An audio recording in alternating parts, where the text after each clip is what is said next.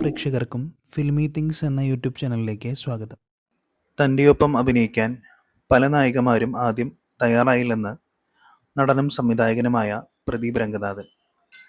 ആദ്യം അവരോട് പോയി കോമാളി സിനിമയുടെ സംവിധായകനാണ് എന്ന് പറഞ്ഞു.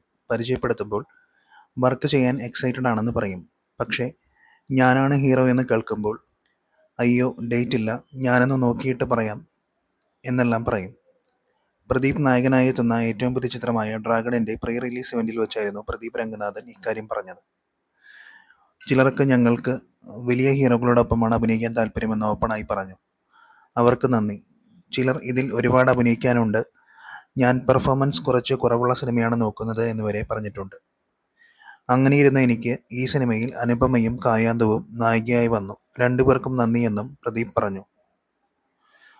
ഓ മൈ കടവുളെ എന്ന റൊമാൻറ്റിക് കോമഡി സിനിമയ്ക്ക് ശേഷം അശ്വന്ത് മാരിമുത്ത് സംവിധാനം ചെയ്യുന്ന ചിത്രമാണ് ഡ്രാഗൺ. ചിത്രത്തിന്റെ ട്രെയിലർ കഴിഞ്ഞ ദിവസം പുറത്തു വന്നിരുന്നു. ഒരു ഫൺ കോമഡി ചിത്രമെന്ന സൂചനയാണ് ട്രെയിലർ നൽകുന്നത്.